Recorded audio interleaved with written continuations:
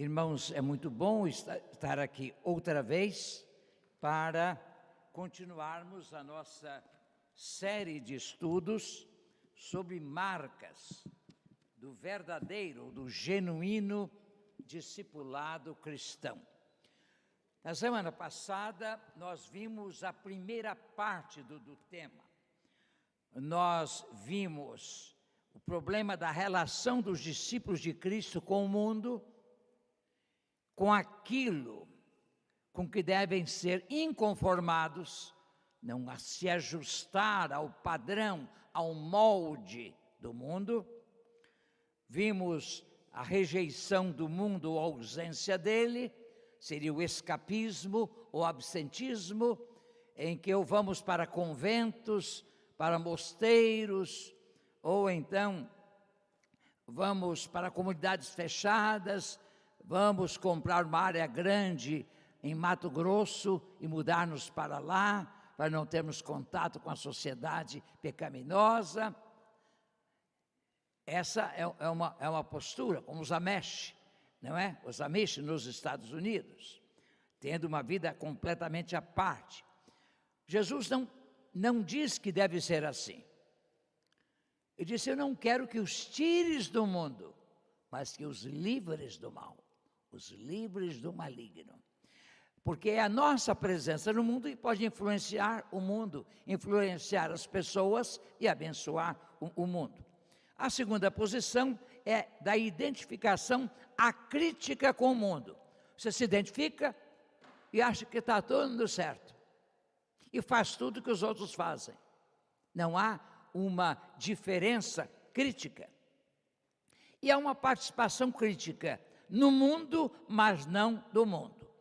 É um inconformismo radical em relação à cultura na qual vivemos, naqueles aspectos da cultura que confrontam, que agridem os valores da fé cristã. Viver, servir, testemunhar, todavia, sem comprometer e sem perder a identidade. Essa é a postura que nos parece a mais aconselhável, a mais sábia, a mais própria, e que o nosso autor do livro Discípulo Radical, John Stott, recomenda. Mas tanto o escapismo quanto o conformismo são inaceitáveis para nós, à luz da palavra de Deus. Hoje, nós vamos considerar outro aspecto. Nós vamos considerar outro elemento importante que temos de levar em conta. São as tendências do mundo contemporâneo.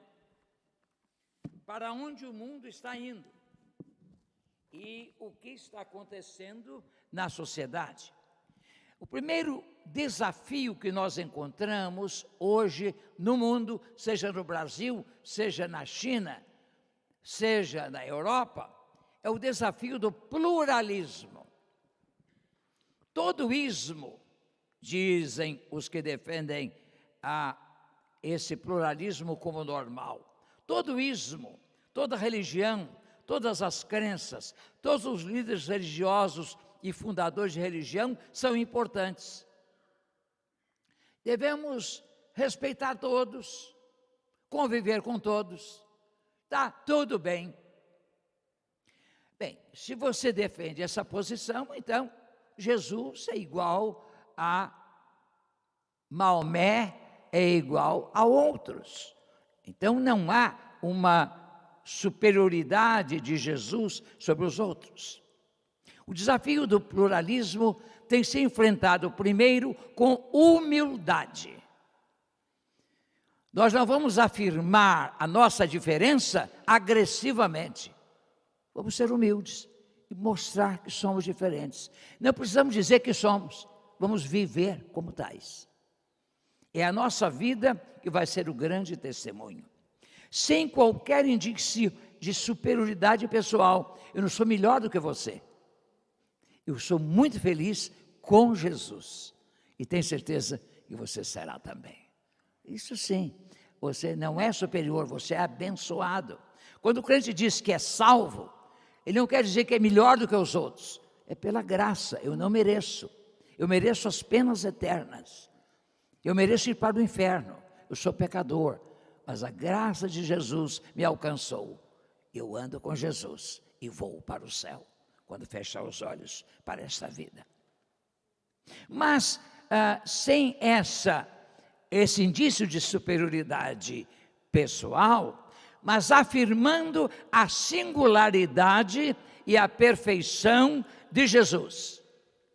E eu acho que vai mostrar a tela uma coisa importante. Jesus é singular em sua encarnação. Não há nenhuma religião que fale da encarnação do seu Salvador. O budismo não é, o confucionismo não é, o Islã não é. A única religião que fala da encarnação do seu Deus, assumindo a natureza humana e vivendo entre nós, é o cristianismo. Então Jesus é singular em sua encarnação, o único Deus homem, perfeitamente Deus e perfeitamente homem. Em segundo lugar, Jesus é singular em sua expiação, que é expiar, é morrer em lugar do outro, expiando, isso é, sofrendo as consequências do seu pecado.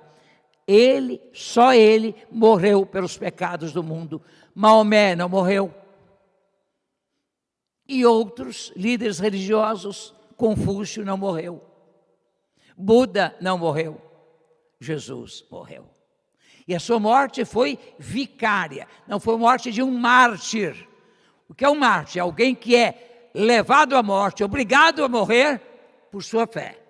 Jesus livremente se entregou. Ele disse: eu poderia chamar legiões de anjos para me libertar e sair das suas mãos, mas eu aceito a vontade do Pai. Ele orou assim no Getsemane: eu te peço, se possível, que passe de mim este cálice, todavia não seja feita a minha vontade, mas a tua vontade. É o modelo, é o paradigma da oração cristã. Nós pedimos a saúde de alguém, a restauração de alguém, mas não queremos impor a nossa vontade a Deus. Seja feita a tua vontade. É isso, é importante. A oração não impõe a Deus um padrão de conduta. A oração abre a mão para receber a bênção que Deus tem, que pode ser aquilo que não imaginávamos, mas que é o melhor para nós. Uma outra afirmação importante que devemos fazer diante do pluralismo é que Jesus é singular, é único em sua ressurreição.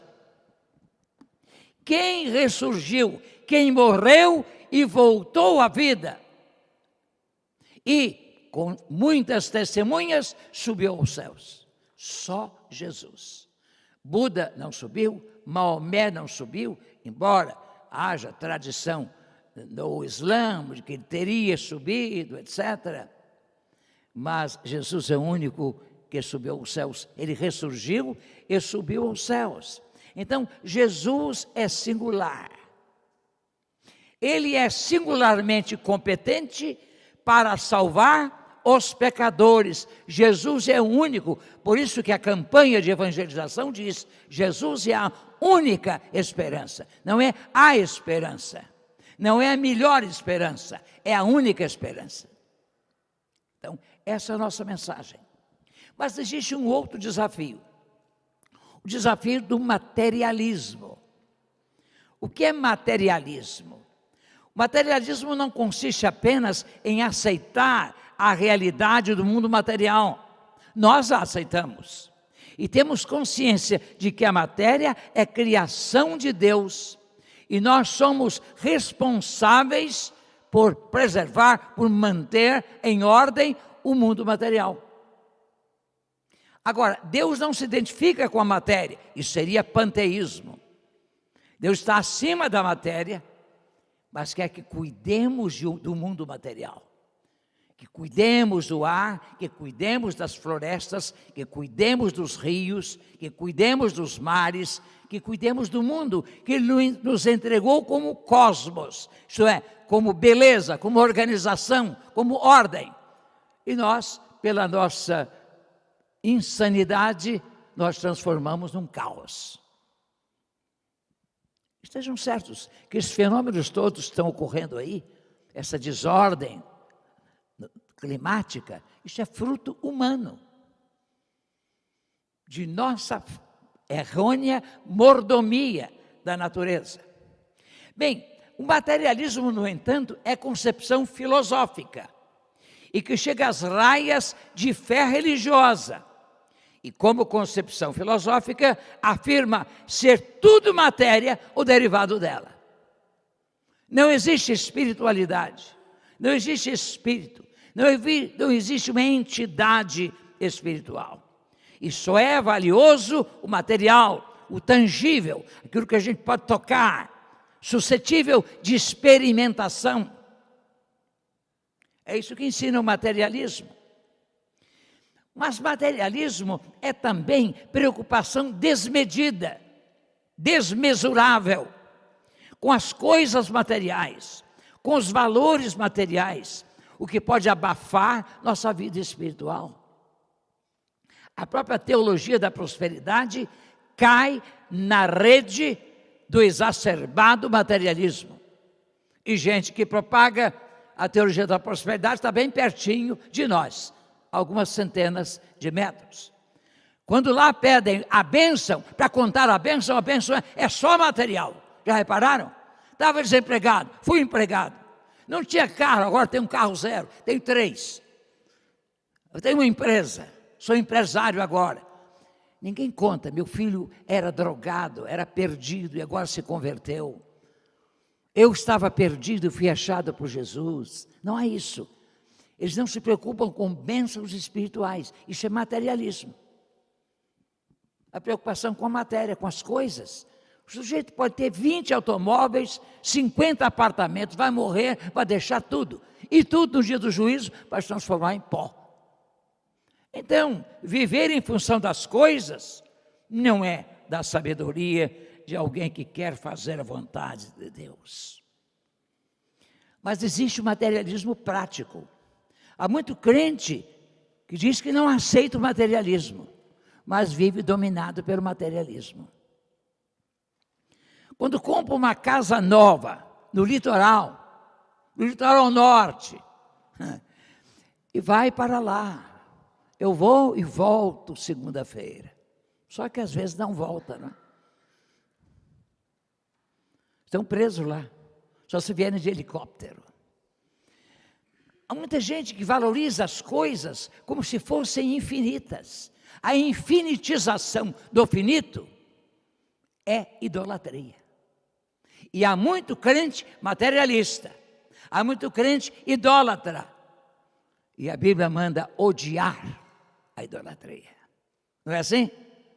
Então, o cristão não é materialista. Ele usa os bens materiais como precisa. O que Jesus ensina sobre o assunto? Mateus 6, 19 a 21. Vamos ler esses versículos. Vamos ver, eu gostaria que todos lêssemos juntos esse texto. Não acumulem juntos, não acumulem para vocês tesouros na terra, onde a traça e a ferrugem destroem, e onde os ladrões arrombam e furtam. Mas acumulem para vocês tesouros nos céus, onde a traça e a ferrugem não destroem, e onde os ladrões não arrombam, nem furtam. Pois onde estiver o seu tesouro, aí também estará o seu coração. Você se lembra da história daquele moço rico? Que foi a Jesus, um sujeito bom comportamento, tem guardado todas as coisas, todos os mandamentos, não matarás, etc. Mas Jesus viu que o horizonte dele só era ocupado por coisas, pelos bens materiais. Aí Jesus disse a ele, foi um mandamento, uma ordem única. Jesus não disse isso a todos, não é um mandamento para todos. Mas vai, vende tudo quanto tens, dá aos pobres e vem e segue-me. Ele era muito rico e ficou muito triste. A gente pensa que o rico ri à toa. Mas ficou muito triste porque era muito rico. E não seguiu a Jesus. Então, às vezes, nós demonstramos esse materialismo. Lá em Filipenses 4:11, a outra importante afirmação, não estou dizendo isto porque seja necessitado, pois aprendi a adaptar-me a toda e qualquer circunstância. Quando diz eu aprendi a contentar-me com o que tenho, é isto.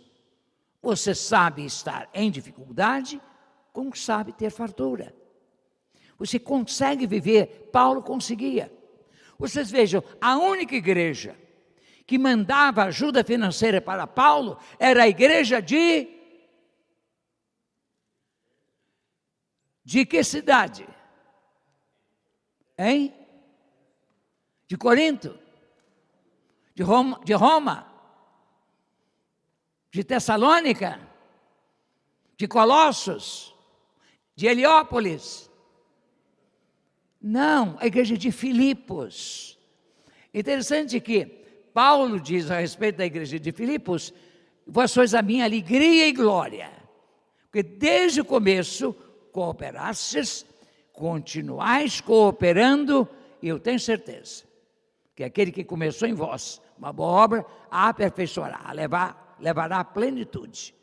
Como o Senhor é bom. Eu aprendi a contentar-me com o que tenho. Você não há de ter aquela ambição deslocada de juntar dinheiro. Há muito homem que trabalha a vida toda para ganhar dinheiro e morre doente porque não cuidou tempestivamente, isso é, em tempo próprio da saúde, não passeou com a esposa e morre. E aí a esposa vai passear, gastando todo o dinheirinho acumulado. Eu já viajei para Israel com tantas viúvas felizes da vida. Levavam uma mala, traziam 3, comprando coisas. Às vezes começavam a comprar dentro do ônibus. Os vendedores entravam do ônibus, embora fossem expulsos pelo guia local, mas entravam. E vocês morreram estupidamente, não aproveitaram, não passearam com a esposa. Tratem de passear com a esposa, de gastar o dinheirinho. Dinheiro é meio, não é fim. Isso é mordomia. E com o dinheiro abençoe também o reino de Deus. Use para a obra do Senhor. Então, eu aprendi a contentar-me com o que tenho. Existe ainda a passagem de 1 Timóteo 6,6. De fato, a piedade, a religiosidade, é a palavra do original grego, com contentamento é grande fruto de lucro. Esse é o verdadeiro lucro. Você tem contentamento naquilo que Deus lhe dá. Observa Stott, que Paulo nos estimula a desenvolver um estilo de vida de simplicidade, de generosidade e de contentamento. Uma das marcas do discipulado de que vamos cuidar nesta série é a simplicidade. Um estilo de vida simples.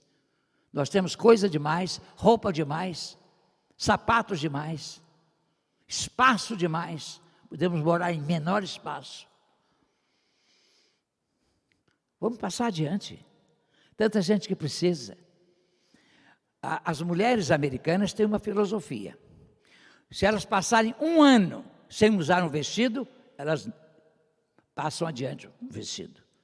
Que quem não usar durante 1 ano não vai usar mais. Façam isso. Garanto que o seu guarda-roupa está cheio. Eu sei, eu estou vendo as que riem. As que riem tem demais, sapatos demais. Você só tem 2 pés. Precisa talvez de uns 2 ou 3 pares. Para que 50? Para que comprar um par de sapatos para cada bolsa? É uma coisa triste. Como há consumismo em nosso mundo. Gente, vamos contentar-nos com o que temos. É interessante que à luz de Jó 1:21, John Stott diz uma coisa interessante. A vida na terra é uma breve peregrinação entre dois momentos de nudez: o nascimento e a morte. Você nasce nu, vai morrer nu, a menos que vistam você.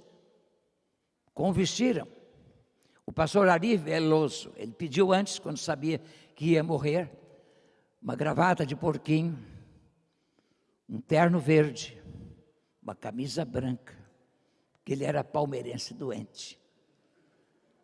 Fez isso. Quer dizer, vestiram, ele não sabia que estava, e nem sabia que o time vencia tudo, não é? E isso aí ia acontecer mais tarde, depois da morte dele. Na verdade é o seguinte, gente, nós devemos contentar-nos com o que temos. Você nasceu nuzinho, e vai morrer nuzinho. Agora, vão vestir seus filhos, suas noras, vão vestir você, só vai ficar bonitinho, o pessoal vai cuidar lá na casa funerária, vai ficar mais bonito do que vivo. Nos Estados Unidos cuidam tão bem do cadáver, que alguns homens podiam dizer à sua noiva morta: agora eu casaria com você, você está linda, não é? Só ficam lindas no dia da morte, só que não sabem que estão lindas. Meus irmãos, a vida é passageira, mas há o desafio do relativismo ético. O relativismo ético nega a existência de quaisquer valores universais, valores necessários, isto é, que não podem não ser, e absolutos, valendo para todos. Entende essa posição filosófica serem relativos, particulares e sem caráter de exigência universal todos os valores morais. Não existiriam valores universais. É o que cada um sente, cada um quer, cada um pensa. Eu estava ouvindo a respeito de um filme, de um livro que foi escrito, que a virgindade era um desperdício. Assim. Então, consideram os valores morais, os valores espirituais como dispensáveis, como relativos a um tempo, a uma circunstância. Podemos verificar isso especialmente na ética sexual, em que os valores judaico-cristãos são desprezados e até ridicularizados. O casamento como união monogâmica, heterossexual, amorosa e por toda a vida, como único contexto dado por Deus para intimidade social legítima e desejável, esse conceito é desprezado. Um desses que defendem esse relativismo, quando eu vejo os meus lábios, que eu vou fazer 67 anos de casamento, mas você, com uma mulher só, pois é, eu escolhi bem, eu pedi a Deus e sou muito feliz, casaria com ela outra vez.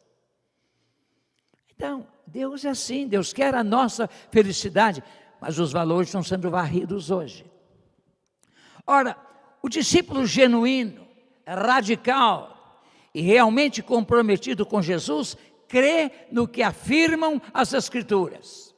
Deus instituiu o casamento e a família, homem e mulher os criou. Deus criou o casamento. Jesus reafirmou o princípio do casamento como instituição sólida. O que Deus ajuntou, não o separe o homem. Mateus 19, 4-6. Jesus quer que façamos o que Ele manda. Por que me chamais Senhor, Senhor, e não fazeis o que vos mando? Lucas 6,46, e disse mais: aquele que tem os meus mandamentos e os guarda, esse é o que me ama. Se você tem os mandamentos de Jesus, mas não guarda, você não é amigo de Jesus. Você não ama Jesus. Você não é um discípulo como Deus quer, como o Senhor quer. Aquele que guarda os meus mandamentos, aquele que guarda os meus mandamentos. Jesus quer que façamos o que Ele manda. E disse mais, o imperativo bíblico é claro: não vos conformeis a este mundo, mas transformai-vos. É muito feliz a versão mensagem da tradução da segunda parte do versículo 2. Diferentemente da cultura dominante, que sempre os arrasta para baixo ao nível da imaturidade, Deus extrai o melhor de vocês, desenvolve em vocês uma verdadeira maturidade. O discípulo genuíno é maduro, busca maturidade. Mas existe ainda o desafio do narcisismo. O que é narcisismo? Narcisismo é um amor excessivo, uma admiração desmedida por si mesmo, julgando-se cada um a pessoa mais bela, mais inteligente, a melhor. Vocês conhecem o personagem Narciso, é figura da mitologia grega, um jovem que viu o seu reflexo em um lago, apaixonou-se por sua própria imagem, caiu dentro da água e se afogou.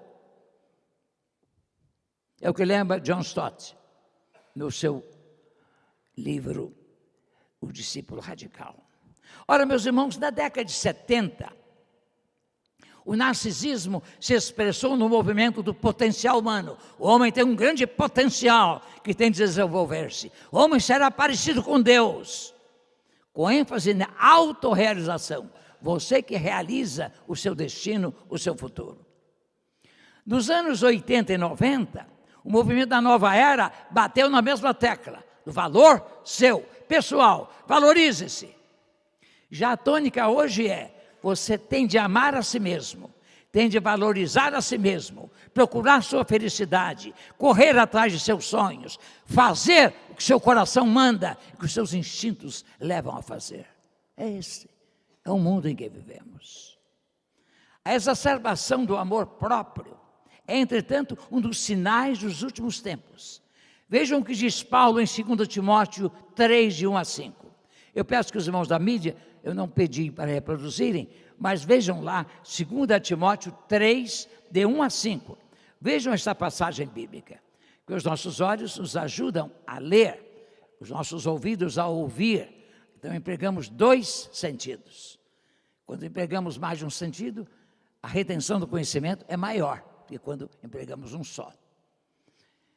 Vejam só, diz Paulo o seguinte: saiba disto, nos últimos dias, estamos vivendo esses últimos dias, sobrevirão tempos terríveis. Os homens serão egoístas, avarentos, presunçosos, arrogantes, blasfemos, desobedientes aos pais, ingratos, ímpios, sem amor pela família, irreconciliáveis, caluniadores, sem domínio próprio, cruéis, inimigos do bem, traidores, precipitados, soberbos, mais amantes dos prazeres do que amigos de Deus, tendo aparência de piedade, mas negando o seu poder. Afaste-se desses também. Haverá melhor descrição de nosso tempo do que essa? Exatamente, estamos vivendo esse tempo. Chegou o tempo. Então as Escrituras vão se cumprindo e se aproxima a volta do Senhor. Eu concluo dizendo, já que vivemos os últimos dias, é oportuno lembrar as palavras de Pedro. Em 2 Pedro 3, 11 e 12. Segunda carta de Pedro 11, 12. Eu vou ler na versão que eu tenho aqui e depois lemos lá na tela. 2 Pedro 3, 11 e 12. Já que vivemos os últimos dias, é oportuno lembrar as palavras de Pedro. Visto que tudo será assim desfeito, que tipo de pessoas é necessário que vocês sejam? Quer dizer, de que tipo de pessoas Deus precisa e o mundo precisa? Vivam de maneira santa e piedosa, esperando o dia de Deus e apressando a sua vinda. Vamos ler. Visto que tudo será assim desfeito, que tipo de pessoas é necessário que vocês sejam? Vamos fazer uma aplicação pessoal. Vamos ler assim. Visto que tudo será assim desfeito, que tipo de pessoa é necessário que eu seja? Viverei de maneira santa e piedosa, esperando o dia de Deus e apressando a sua vinda. Ah, meus irmãos, é isto. Sejamos verdadeiros discípulos de Jesus. Na próxima quarta-feira, nós vamos cuidar da terceira marca. É a semelhança com Jesus Cristo. Semelhança com Jesus Cristo.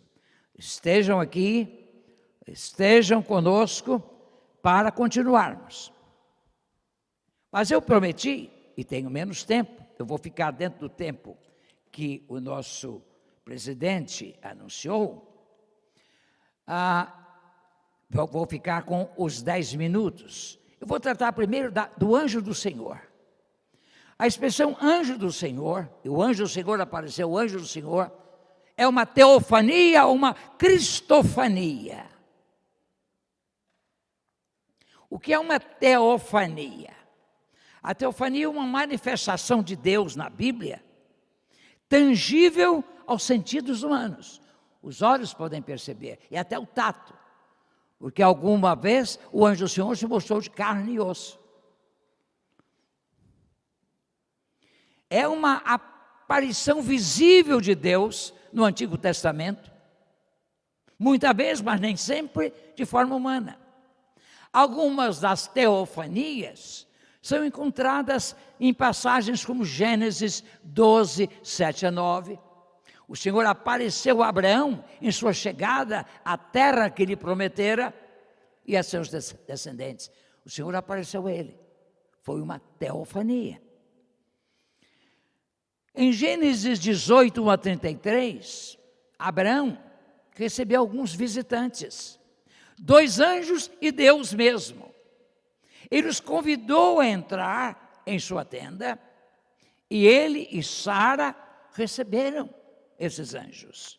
Muitos comentaristas creem que isso poderia ser uma cristofania, uma aparição do Cristo pré-encarnado, de Jesus antes da sua encarnação.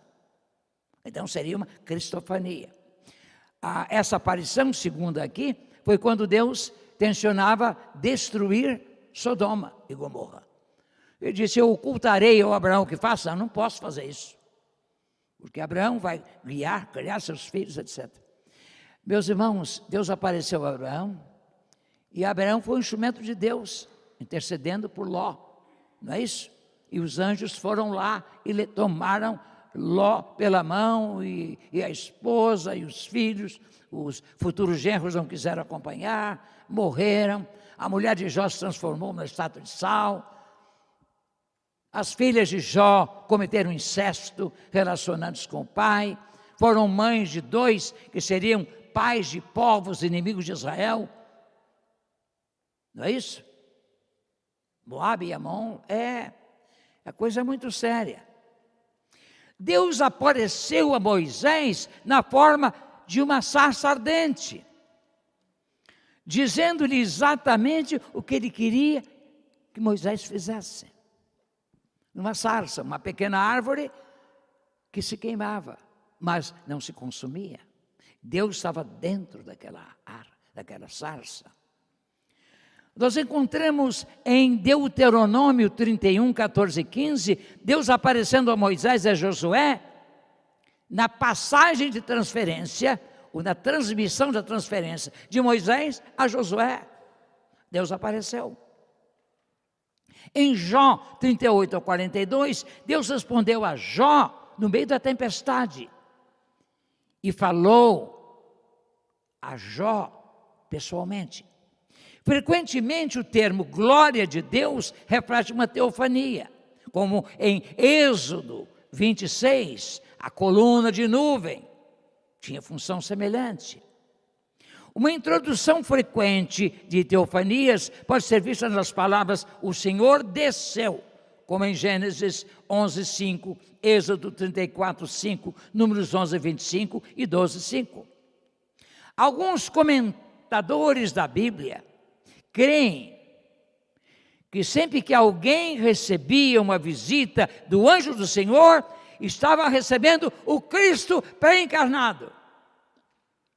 Aliás, é um fato interessante no livro de Daniel, o que Daniel registra, quando os 3 irmãos, os 3 jovens, não é? Que já não eram tão jovens, Sadraque, Mesaque e Abednego, Ananias, Misael e Azarias, porque não se curvaram diante da estátua do imperador para adorar, eles foram lançados numa fornalha, aquecida mais de 7 vezes, tanto que os soldados que levaram os 3 morreram, só com o vapor que saía de dentro da fornalha. Pois bem, os 3 foram lançados, e o que Nabucodonosor viu? Viu um quarto que parecia filho dos deuses. Ah, certamente esse quarto era Jesus. Jesus entra na nossa fornalha, nos momentos de aflição, antecipando essa presença bendita que havia de ter em nossa vida. Quanta fornalha nos ameaça, pela nossa fidelidade a Cristo, mas Ele vai conosco. Eis que estou convosco todos os dias até a consumação dos séculos. Sim, meus irmãos, amanhã eu vou falar aos jovens sobre uma experiência interessante, experiência histórica. Aliás, a reunião com os jovens será às 7h30, é isso? 8h30. Não, 6h30. Então eu só vou ter meia hora de descansar. Porque a conferência de planejamento vai começar a 1h35 e vai até 5h55. Portanto, às 6 horas eu devo deitar um pouquinho, descansar um pouquinho e sair para o encontro com a juventude. Nós vamos ter um tema muito importante para eles, sabe? Desafios de Deus para esse tempo, para os jovens. Eu quero abrir parênteses então para dizer o seguinte: embora a liderança da igreja, os que ocupam cargos, funções e ministérios, tenham sido convidados, qualquer membro da igreja pode participar. Se você tem uma ideia importante na área de evangelização, de missões, na área de ação social, na área de educação cristã, você tem uma ideia para trazer, para ser discutida pelo grupo que vai tratar dessa área, você compareça, participe, você vai integrar um dos grupos, um dos 9 grupos. Vai ser muito importante a conferência. Não deixe de vir. Agora vamos começar rigorosamente a 1h35. Eu virei de Guarulhos, onde estarei no concílio desde 8h30 até meio-dia. Virei para estar aqui a 1h30 e depois continuar pela noite adentro. Vai ser um sábado bem sério. Eu conto com vocês também. Vocês são mais novos do que eu, têm melhores condições do que eu de participar disso tudo. Agora, se vocês não tiverem, eu vou zombar de vocês. Que juventude, que gente nova, mas que não tem a mesma coragem, mesmo entusiasmo. No meu tempo de juventude, gente, a gente fazia proeza. Era um negócio sério no meu tempo de juventude. Hoje os jovens andam desanimados, preguiçosos, acomodados. Talvez seguindo o exemplo dos pais. Que os pais são tal pai, tal filho. Não é assim? Tal pai, tal filho. Eu sei que há exceções, mas normalmente o filho segue o modelo, o exemplo do pai. Então, meus irmãos, a teofania ou cristofania é isto. Por exemplo, aparências da deidade, em Gênesis 16, 7-14, 22, 11-18, Juízes 5-23, 2 Reis 19-35 e outras passagens.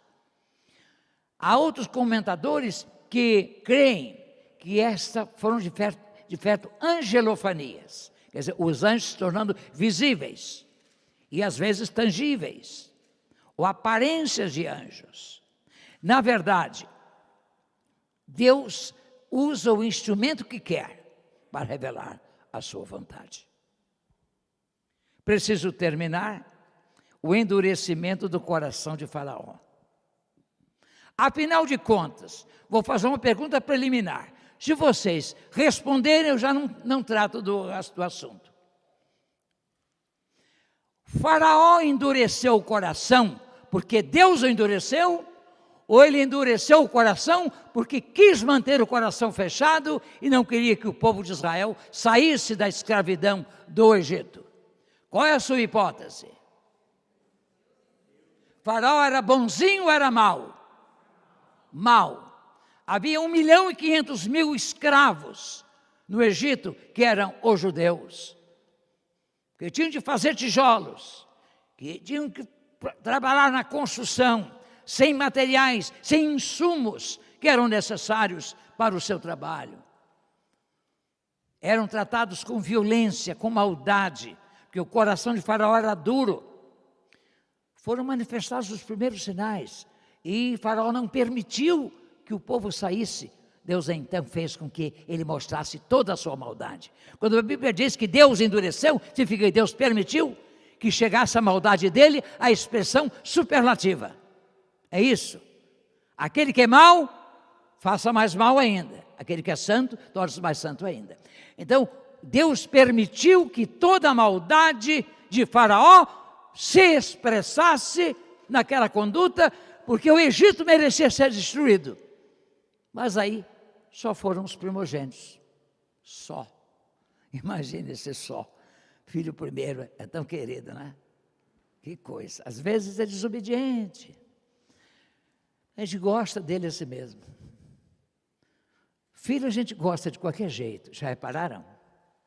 Elas perguntaram à mãe de 12 filhos de que filho ela gostava mais. Disse, olha, eu tenho 12. Pensando bem, eu gosto mais daquele que está doente, até que fique bom. Eu dou toda a atenção ao doente. Eu gosto mais daquele que está triste, até que volte a ter alegria. Eu gosto mais daquele que está distante, até que volte, daquele que perdeu e ganhou outra vez. O amor de mãe é assim, como os glóbulos brancos. Ele vai defender o seu filho quando ferido. Deus é muito bom. Que Deus abençoe a gente. Que nós compreendamos que o que Deus fez é deixar que a maldade de Faraó se tornasse superlativa, para que também o seu poder fosse superlativo. E o povo saiu libertado, com mão forte, com braço estendido, em demanda de Canaã. Amém? Deus abençoe. Próxima semana tem mais. E eu espero que todos estejam aqui e tragam os que não vieram hoje, com medo não sei de quê. Não tem carnaval mais. Ah, mas tem chuva, pastor. Chuva não quebra ossos. Ou alguém já teve um osso fraturado por causa da chuva? Eu nunca tive. E já peguei chuva. Não tem medo de chuva, não. Lógico que a gente se guarda, né? Só que eu esqueci meu guarda-chuva aqui. Não sei se ainda está lá. Eu trouxe semana passada e ficou aí. Trouxe domingo. Vou ver se está lá. Eu não vi lá, não. Eu vou ver, não sei se foi o irmão Reinaldo que pegou. Então, eu vou ver onde está meu guarda-chuva. Mas, na verdade, gente, venham à casa do Senhor. Vamos dizer como o salmista diz, não é? Alegrei-me quando me disseram, vamos à casa do Senhor. Vamos estudar a palavra de Deus e crescer na fé e na graça. O que eu prometi, eu cumpri. Dei a segunda parte, da característica 2, e tratei de 2 perguntas. Há uma outra sobre seres extraterrestres, o que diz a Bíblia. A gente vai cuidar disso no próximo encontro. Você tendo uma pergunta, pode me passar, que eu levo para preparar a resposta e trazer para vocês. Se é um sujeito que gosta de estudar, sou eu. Por isso eu gosto de quem pergunta, porque eu gosto de responder e procurar a resposta quando não sei. É isso. Ninguém nasce sabendo. Eu nasci analfabeto.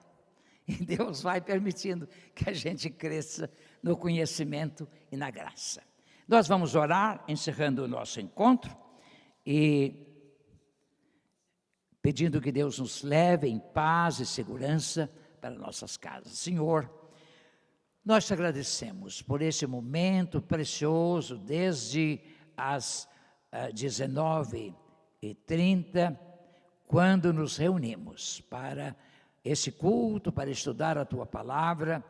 Ó Deus, desde as 20 horas, que nós tenhamos disposição, se for antecipado o horário, de vir às 19h30 e permanecer até as 21h, estudando a Tua Palavra, orando e buscando a Tua face.